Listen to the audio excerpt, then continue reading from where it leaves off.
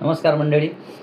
मे महिन्याच्या या आठवड्यात मंगळ मूल त्रिकोण राशीमध्ये म्हणजे मेष राशीमध्ये गोचर करत असल्यामुळे रोचक राजयोग तयार होत आहे. बुध ग्रहाचे संक्रमण मिथुन राशीत होत असल्यामुळे भद्र राजयोग देखील तयार होत आहे. तर जाणून घेऊया हा आठवडा तुमच्यासाठी कसा असेल.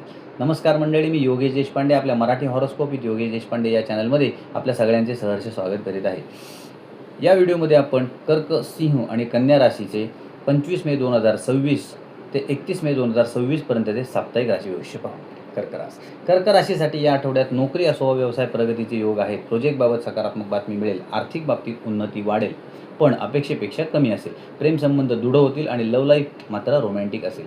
घरात शांतता आणि समाधान असेल. प्रियजनांसोबत पार्टी मोडमध्ये तुम्ही असणार आहात. या आठवड्यात प्रवास टाळणे उत्तम आहे. आठवड्याच्या शेवटी जास्त सतर्क राहा, म्हणजे परिणाम चांगले मिळतील.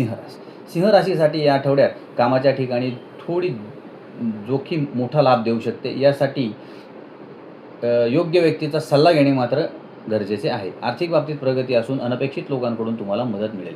प्रेमसंबंधात संयम ठेवाल तरच लव्ह लाईफ तुमची रोमॅन्टिक होईल. घरात वातावरण समाधानकारक असून मानसन्मान वाढेल. आठवड्यातील प्रवास यशस्वी आहेत. जरी अपेक्षेपेक्षा कमी फायदा असला तरी अनुभव वाढेल. आठवड्याच्या शेवटी परिस्थिती चांगली असणार आहे.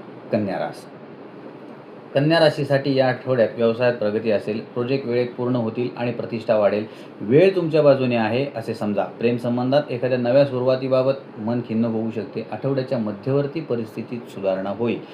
आर्थिक बाबतीत गुंतवणूक करताना तज्ज्ञांचा सल्ला घ्या. तब्येतीत सुधारणा होणार आहे. तसेच वातावरण सुख समाधानाचे असेल. या आठवड्यात प्रवास टाळणे योग्य, अन्यथा नुकसान होऊ शकते. आठवड्याच्या शेवटी व्यवसायाबाबत सकारात्मक बातमी मिळेल. तुम्हाला जर आमचे व्हिडिओ आवडत असतील तर आमच्या व्हिडिओला लाईक, शेअर आणि सबस्क्राईब नक्की करा. आणि जर तुम्ही हे व्हिडिओ फेसबुकवर पाहत असाल तर आमच्या पेजला फॉलो नक्की करा. तुम्हाला तुमच्या कुंडलीविषयी काही वैयक्तिक गोष्टी जाणून घ्यायच्या असतील तर तुम्ही आम्हाला फेसबुकवर मेसेज करू शकता.